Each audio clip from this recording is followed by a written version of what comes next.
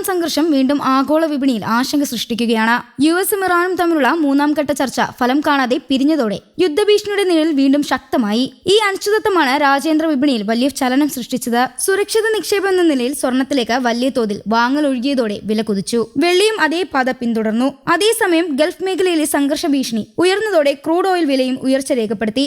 ഇറാനുമായി ചർച്ചയിൽ American president Donald Trump കടുത്ത നിലപാട് ആവർത്തിച്ചതായി റിപ്പോർട്ടുകൾ സൂചിപ്പിക്കുമ്പോൾ യുദ്ധമോ സമാധാനമോ എന്ന ചോദ്യമാണ് ആഗോള വിപണിയുടെ ഭാവി നിർണ്ണയിക്കുന്നത്. കേരളത്തിലും സ്വർണ്ണവില ഉയർന്ന സാഹചര്യത്തിലാണ്. ഈ സംഘർഷം എങ്ങോട്ടാണ് നീങ്ങുന്നതെന്ന ആശങ്കയാണ് നിക്ഷേപകരുടെ മനസ്സിൽ നിറയുന്നത്. രാജ്യാന്തര വിപണിയിൽ സ്വർണ്ണം ഔൺസിംഗിന് 2% കയറി $5278 ഒരു വേള ഔൺസിംഗിന് $5280 വരെ എത്തി. വെള്ളിവില 7.5% കയറിയത്.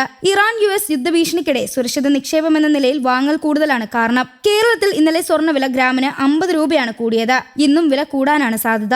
ആണവ പരീക്ഷണം അവസാനിപ്പിക്കുമെന്നത് അടക്കമുള്ള ആവശ്യങ്ങൾ ഇറാൻ അംഗീകരിക്കാത്തതിൽ ഞാൻ തൃപ്തനല്ല എന്ന് അദ്ദേഹം പറഞ്ഞു.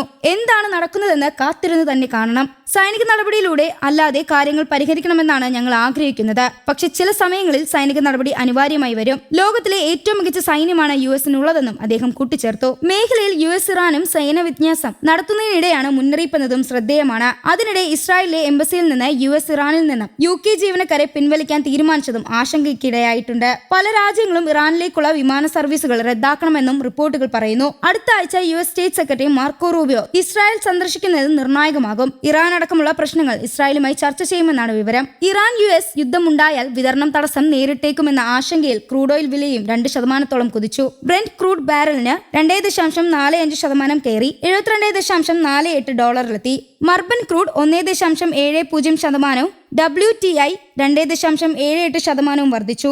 ലോകത്തിലെ ക്രൂഡ് ഓയിൽ വ്യാപാരത്തിന്റെ പ്രധാന ഇടനാഴികളിലൊന്നായ ഹോർമൂസ് കടലിടുക്ക് ഇറാൻ അടച്ചേക്കുമെന്ന ഭീഷണിയും വിലക്കയറ്റത്തിന് കാരണമായെന്നാണ് വിലയിരുത്തൽ. ഇന്ത്യൻ റഷ്യൻ എണ്ണ വാങ്ങൽ കുറച്ചതും ഏഷ്യൻ ക്രൂഡ് ഓയിലിന്റെ ഡിമാൻഡ് ഉയർത്തിയിട്ടുണ്ട്. ഇത് കണക്കിലെടുത്ത് ഏപ്രിലിൽ ക്രൂഡ് ഓയിലിന് വില സൗദി അറേബ്യ ബാരലിന് $1 വർദ്ധിപ്പിക്കാനുള്ള ഒരുക്കത്തിലാണ്. ഒപെക് രാജ്യങ്ങൾ ക്രൂഡ് ഓയിൽ ഉൽപാദനം കൂട്ടാനും തീരുമാനിച്ചിട്ടുണ്ട്. ഫെബ്രുവരിയിലെ അവസാന വ്യാപാര ദിനം കനത്ത നഷ്ടത്തിലാണ് ഇന്ത്യൻ ഓഹരി വിപണി ക്ലോസ് ചെയ്തത്. സെൻസെക്സ് 961 പോയിന്റുകൾ ഇടിഞ്ഞ് 81,287.19 നിഫ്റ്റി 317.90 പോയിന്റ് നഷ്ടത്തിൽ 25,178.65 ബാങ്കിംഗ് ഓഹരികളാണ് ഇന്നലത്തെ ഇടിവിൽ മുന്നിൽ നിന്നത്.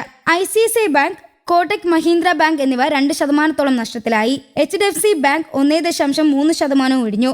ഇന്നും നാളെയും വിപണിക്ക് അവധിയാണ്. ഫെബ്രുവരിയിലെ മൊത്തം കണക്കെടുത്താൽ സെൻസെക്സ് 1.2%, നിഫ്റ്റി 0.6% നഷ്ടത്തിലാണ്.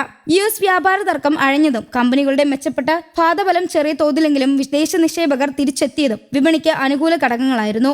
ആർട്ടിഫിഷ്യൽ ഇന്റലിജൻസ് മേഖലയിലെ ആശങ്കയാണ് ഈ മാസം വിപണിയെ കൂടുതൽ നഷ്ടത്തിൽ നയിച്ചത്.